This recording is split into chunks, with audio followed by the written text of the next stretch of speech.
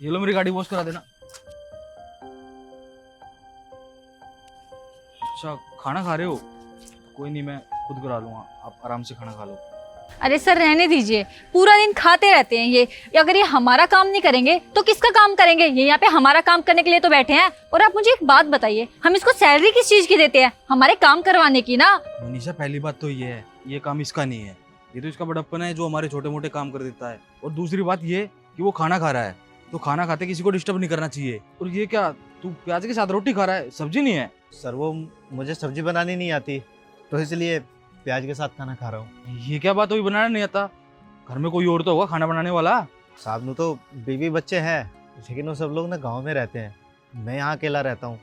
अब मुझे रोटी बनानी आती है तो मैं रोटी बना लेता हूँ, लेकिन सब्जी बनानी नहीं आती, तो इसलिए अपनी रोटी बना के ले आता हूँ और प्याज के साथ खा लेता हूँ। अरे छोड़िए ना सर इसको, हम ऑलरेडी मीटिंग के लिए इतना ज्यादा लेट हो चुके हैं। ये क्या खा रहा है क्या नहीं खा रहा, इससे हमें क्या मतलब है? तुम चुप रहोगी? मैंने तुम्हें कितनी बार बोला है, जब मैं किसी से बात कर रहा हूँ तो बीच में मत बोला करो।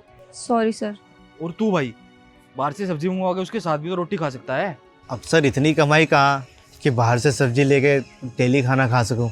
पता नहीं क्या करते हैं लोग पैसों का, इतना कमाते हैं फिर भी अच्छा खाना नहीं खा पाते। मैडम जी वो क्या है ना, जहाँ रहता हूँ वहाँ के किराया भी देखना पड़ता है, फिर अपने खाने का भी, और फिर कुछ पैसे बचा के गाँव भी भेजने पड़ते हैं।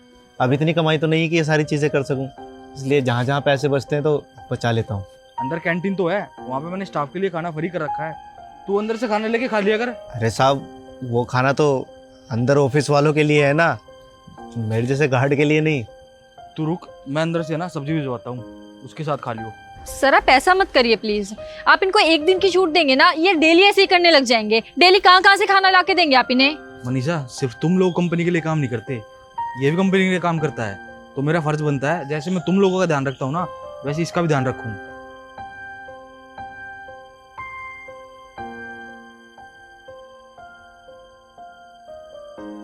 सर एक बात बोलूं, आपने ना बिल्कुल भी ठीक नहीं किया है इस चौकीदार को कैंटीन से खाना दिलवा के। अब वो रोज रोज मुंह उठा के आ जाएगा यहाँ पे खाना मांगने। हाँ सही बोल रही हो तुम, सही नहीं किया मैंने। सही तो तब होगा ना जब कैंटीन में सारा स्टाफ एक साथ बैठ के खाना खाएगा, जिसमें स्वीपर भी होंगे, पियून भी होगा, गार्ड भी होगा। तुम सबको बोल देना कल से घर से कोई खाना लेके नहीं आएगा, यहाँ पे साथ बैठ के खाएंगे। सर अब उनकी इतनी औकात है कि वो हमारे साथ बैठे खाना खाएंगे? सर उनका लेवल देखिए और हमारा लेवल देखिए, आप थोड़ा बहुत तो हमारे बारे में सोचिए।